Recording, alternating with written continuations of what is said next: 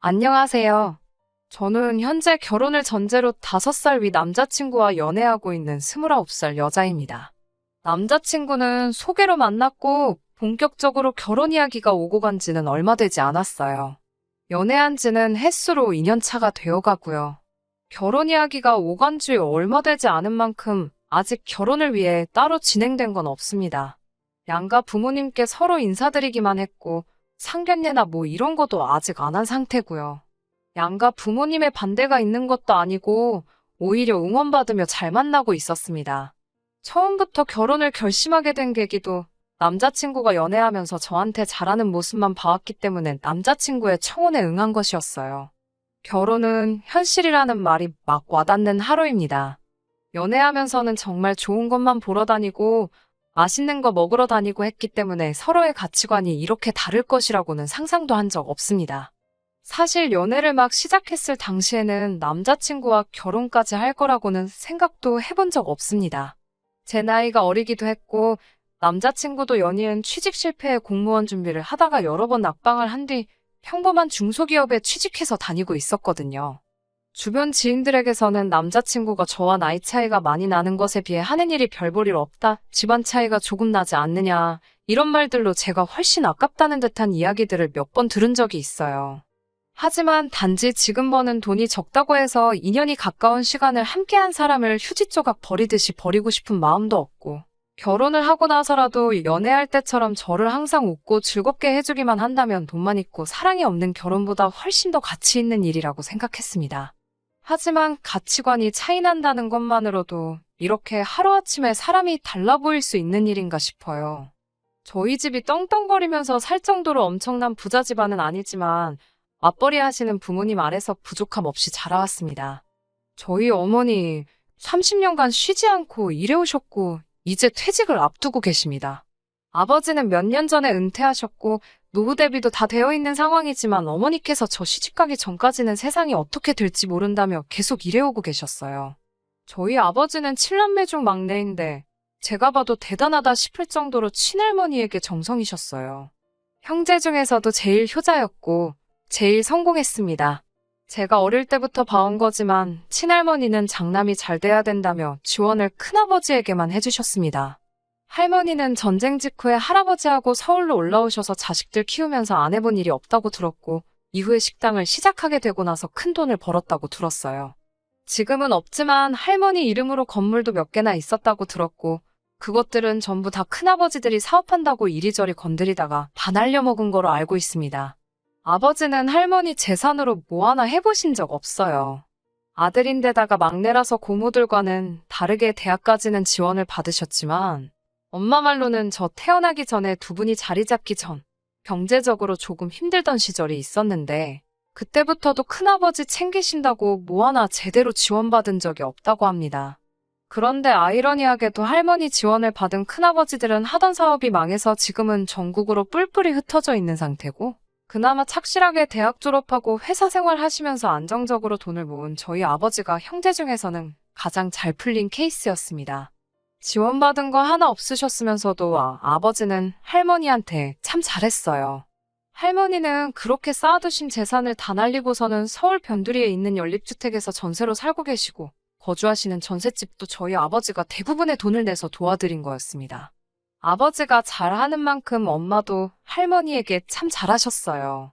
제가 대학교 다니던 시절까지도 주말이면 가끔씩 할머니 집에 온 가족이 찾아가 집 정리도 해드리고 맛있는 것도 사드리고 했으니까요. 엄마도 내내 일하다가 휴일에 그러는 게 쉽지만은 않았을 텐데 불평불만 하나 없었습니다. 저도 철이 들고 나니 엄마가 얼마나 고생하는지 알아서 아버지한테 대든 적도 있어요. 아버지는 은퇴하셨으니 집에 계시는 시간이 많은데 집안일 하나 안 도와주시고 집안일은 일하고 돌아온 엄마의 몫이었고 할머니 집에 가서도 일하는 건 전부 엄마의 일이었습니다. 엄마도 쉬어야 하지 않겠냐며 할머니 집 가는 건 이제 그만하자고 아버지께 대들었지요. 물론 돌아온 말이 좋은 말은 아니었지만 그래도 엄마도 하루하루 나이 들어가시면서 체력적으로 힘에 부처하는 게 제 눈에도 보일 정도였으니까요. 그런데 이제 엄마가 퇴직을 앞두고 있는 와중에 명절날 오랜만에 전부 다 모인 가족들 앞에서 할머니는 이제 나이가 90인데 혼자 지내는 것도 힘들고 요양원에 가기도 싫다는 말씀을 하셨어요. 누가 됐든 좋으니 합가하라는 뜻이었죠.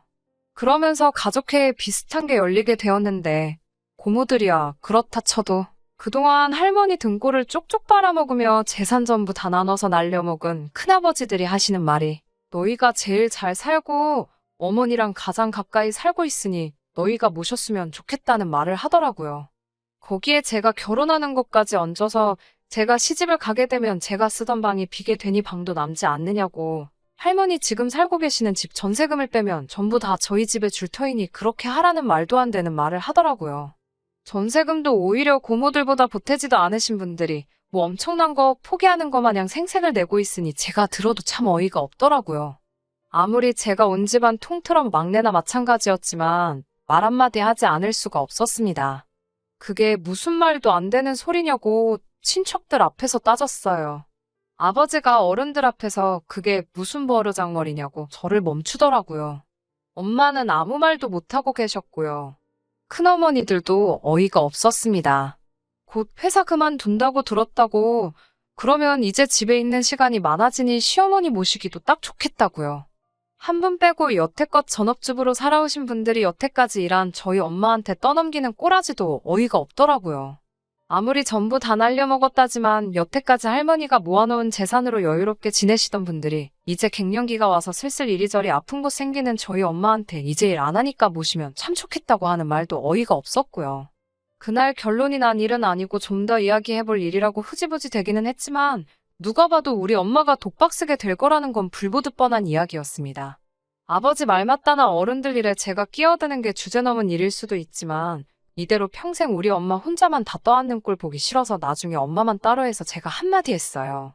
엄마도 이제 다른 사람들처럼 노후자금 쓰면서 편하게 지낼 때인데 엄마도 몸성한 곳 별로 없는데 이제 와서 할머니 모시면서 시집살이 하는 거 보고 싶지 않다고. 그거 보면 내가 시집 가서도 마음 아프지 않겠냐고요.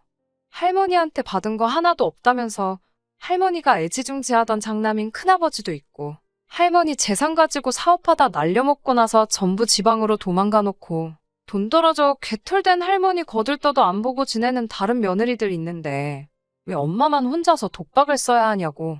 그리고 그날도 별것도 아닌 것처럼 엄마한테 떠넘기려는 큰엄마들 못 봤냐고요. 그럴 바에야 요즘 황혼이혼이 유행이라던데 엄마도 차라리 아빠랑 이혼하고 엄마의 삶을 살았으면 좋겠다고. 이건 아무리 생각해도 아닌 것 같다고 제 생각을 솔직하게 말했어요. 엄마는 대번에 네 아빠랑 살아온 세월이 몇 년인데 그런 것 가지고 이제 와서 이혼이라니 무슨 말도 안 되는 소리를 하냐며 저를 나무랐어요. 꼭 모시지 않더라도 다른 방법이 있을 수도 있으니 아빠랑 상의하면서 알아보고 있다고. 할머니 전세금에 형제들 십시일반해서 우리 집 근처에 방 하나 얻어드리는 것도 생각하고 있고. 할머니 나이가 이제 90인데 이런 말 하면 안 되지만 얼마나 더 사시겠냐고. 오죽 외로우시면 저러시겠냐고. 아직 은퇴 안 했다 생각하고 몇 년만 더 고생하는 것은 일도 아니라고 하셨어요. 사람 좋은 게 나쁜 건 아니지만 참 답답하다는 생각이 들었어요. 집안일이라서 사실 동네방네 떠들고 다닐 만한 일은 아니지만 저도 워낙에 답답한 나머지 남자친구와 데이트를 하다가 고민이라는 식으로 이 사실을 털어놓게 되었습니다. 그런데 오히려 남자친구는 제가 이 일 가지고 엄마한테 이혼도 생각해보라 한 사실에 엄청 충격을 받은 모습이었습니다. 오히려 제가 그런 식으로 생각하는 게 말도 안 된다는 듯한 말투로 이것저것 물어보더라고요. 처음에는 이혼이라는 말을 어떻게 그렇게 쉽게 꺼내냐고 믿음이 안 간다면서 반대로 입장 바꿔서 생각해보라고 너는 너네 부모님들이 그러신다고 해도 똑같이 모실 생각이 없는 거냐고 물어보더라고요. 저희 부모님 맞벌이 하시면서 노후 준비도 완벽하게 되어 있으시고 저한테 손 벌리실 일 절대 없다고 대답하니 사람 일이 어떻게 될지 모르는 거 아니냐고 하더군요. 그러면 반대로 엄마가 모시는 게 시어머니가 아니라 외할머니였으면 아빠한테 엄마랑 이혼하라고 할 거냐고 또 묻더라고요. 저희 외할머니는 5년 전에 돌아가셨고 할머니 요양원 가기 싫어서 자식들한테 신세 지려는 것과는 다르게 요양원에 들어가셨고요. 요양원 계실 때도 저도 엄마 따라 몇 번 다녀와 봤는데 뉴스 같은 데서 나오는 것과는 다르게 괜찮았거든요. 꼬치꼬치 묻는 질문들에 전부 대답을 하기는 했지만 기분이 조금 그랬어요. 제가 고민이라고 남자친구한테 털어놓은 요지는 이렇게 우리 엄마가 힘들었고 친척들이라고 있는 게 다들 남일인 것 마냥 우리 엄마한테 떠넘기기 바쁜 모습이 너무 실망스럽고 한편으로는 너무하다는 말을 하고 싶었던 거였거든요. 그런데 남자친구는 집요하게 왜 우리 엄마가 할머니 모시는 걸 가지고 제가 나서서 이혼을 하라 마라 하느냐.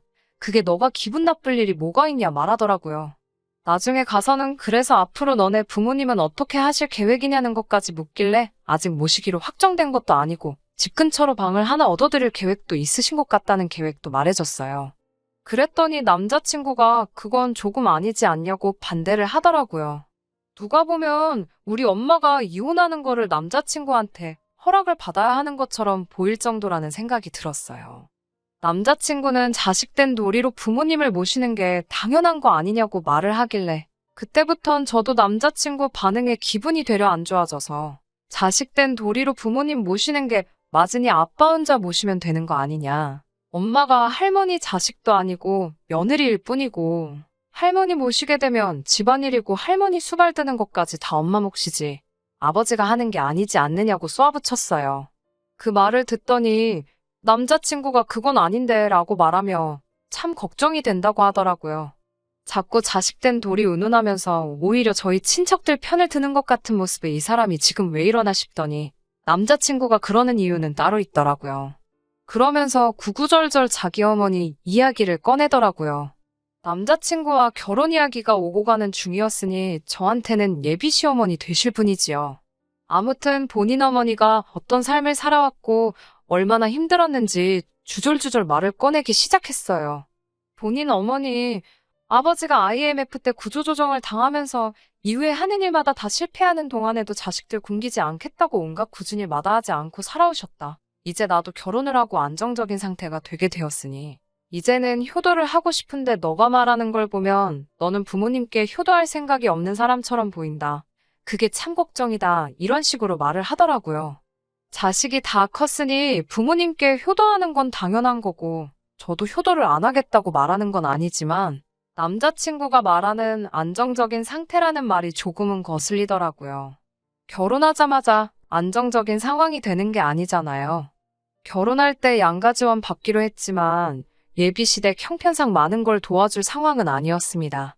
다행스럽게도 남자친구 회사에서 복지제도로 사내복지기금을 통해서 은행보다 저렴한 이율로 주택 구입자금을 융자해주는 시스템이 있어서 대출을 많이 끼고 신혼집을 구하게 되었거든요. 그러니 효도는 당연히 그 대출금을 다 갚고 난 뒤라고 생각하고 있었습니다. 그런데 남자친구가 말하는 효도는 결혼하자마자부터 자기 부모님께 생활비를 드리고 싶다는 말이었고요. 저는 그거는 아닌 것 같다고 솔직하게 이야기했어요. 아무리 이자가 싸다고 하더라도 모아놓은 돈이 적어서 대출금이 워낙에 크기 때문에 한 달에 이자로 나가는 돈만 해도 무시 못할 테고 남자친구 말 맞다나 사람 일 앞으로 어떻게 될지 모르지 않냐. 효도를 하려면 대출금을 다 갚고 나서 하는 게 맞지 않겠느냐고 따졌지요. 남자친구는 당장 자기 어머니는 일하기에도 몸이 너무 망가진 상태라 이제 조금 편하게 지냈으면 하니 이해해 달라고 하더라고요. 일할 만한 체력이 안 되는 건 우리 엄마도 마찬가지 아니지 않냐. 거기에 할머니까지 모시게 된 상황이라고. 그런데 대출금 갚으면서 우리가 버는 돈 가지고 양가에 어떻게 생활비를 드리겠다는 거냐고 물었더니 남자친구는 너희 부모님은 노후 준비가 다 되어 있다고 하지 않았냐. 거기에 할머니 모시게 되면 전세금 뺀 돈까지 생기는 건데 당장은 안 드려도 아무 문제될 게 없는 거 아니냐고 하더라고요. 경우가 다르니 이 부분은 제가 이해해줘야 한다고 하면서요. 대출금 다 갚고 나면 그때 가서 드리자고요. 우리 엄마가 할머니를 모시게 되었다는 이야기를 하고 있었는데 어쩌다 이런 이야기까지 오게 된 건지 모르겠지만 남자친구의 태도는 강경했어요. 더 이야기해봐야 결론도 나지 않을 것 같고 싸우기만 할 것 같으니 그만 이야기하자고 했는데 남자친구는 끝까지 말을 보태더라고요. 제가 엄마한테 이혼하라고 하는 행동은 너희 어머니가 불효를 하게 만드는 거나 마찬가지라고 하면서 엄마가 제 말을 듣고 이혼을 결정하게 되신다면 부모를 내친 불효자 집안의 여식을 며느리로 드리는 자기 어머니의 기분이 어떻겠냐면서요. 나중에 진짜 우리 도움이 필요할 때 며느리 눈치 본다고 아무 말도 못하지 않겠냐고 그것만 생각하면 참 어머니가 불쌍하다고요. 그 말에 저는 기분이 너무 상해서 당분간 연락하지 말자고 하고 그냥 집으로 돌아왔습니다. 제가 이기적인 걸 수도 있어요. 제가 우리 엄마 챙기듯 남자친구도 자기 부모님 챙긴 건데 그걸 가지고 나빴다느니 내가 옳고 당신이 틀린다는 거 말하기 어려운 것도 사실입니다. 하지만 둘이 결혼을 생각하고 있던 사이인 만큼 서로 생각이 다른 부분에서 조율해 가는 게 맞다고 생각해요. 아니, 아무리 의견이 좁혀지지 않는다고 해도 그걸 자기의 기준으로 판단해서 옳고 그름을 따져서는 안 된다고 생각합니다.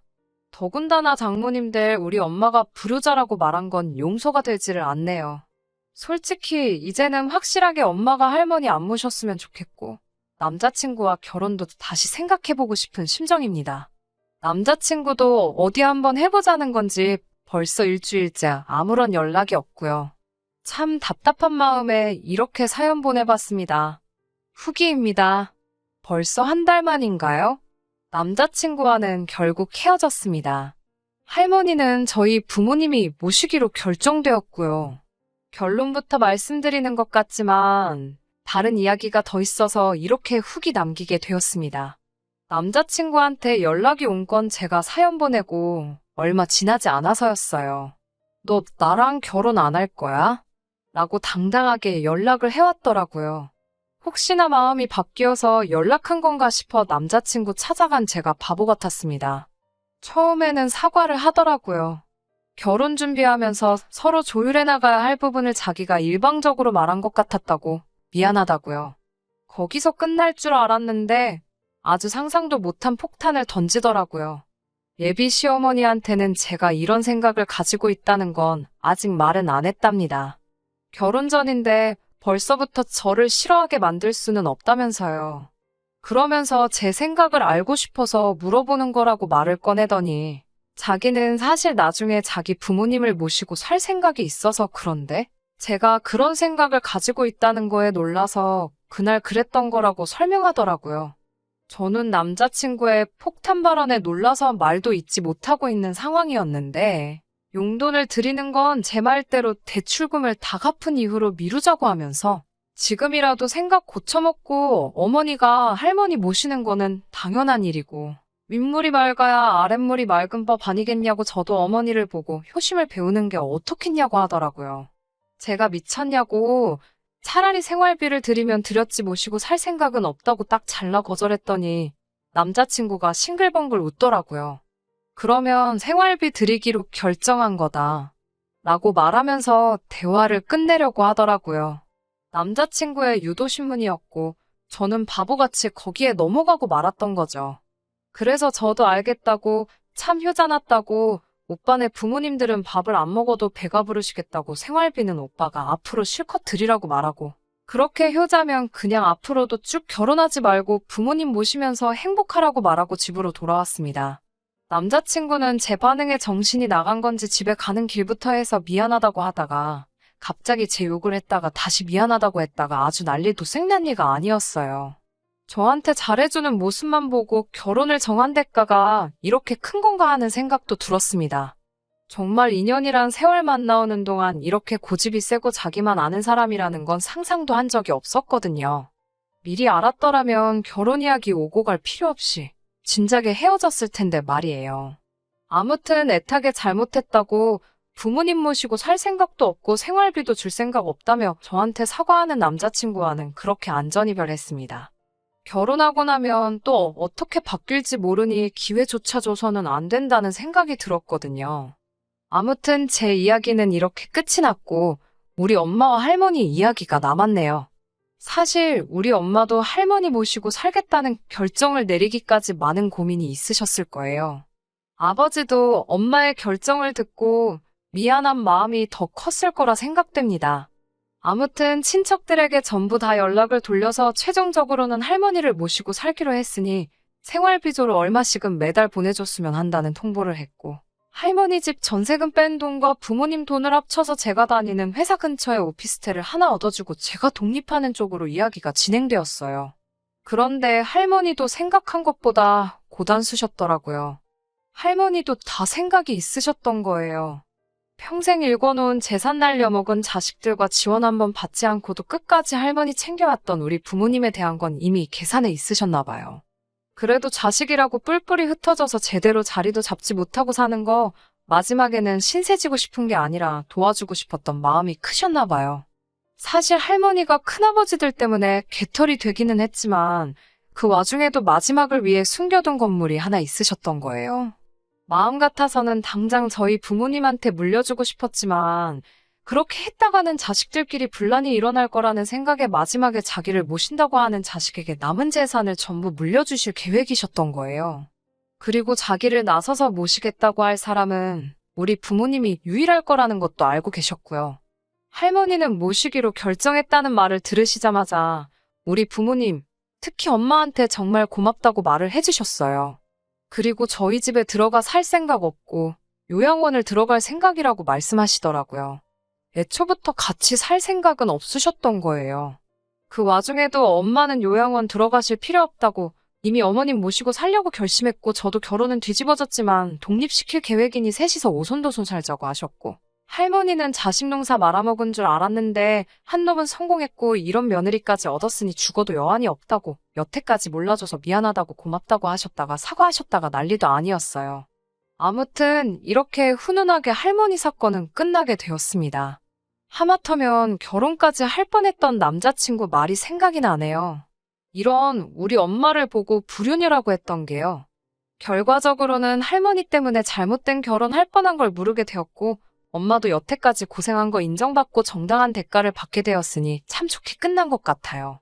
할머니 살아계시는 동안에 저도 다시 제대로 된 좋은 사람 만나서 결혼하는 모습 보여드리고 싶네요. 끝까지 들어주셔서 감사합니다. 오늘의 사연은 여기까지입니다. 구독과 좋아요, 알람 설정 부탁드리고 더 좋은 사연으로 다시 찾아뵙겠습니다. 감사합니다.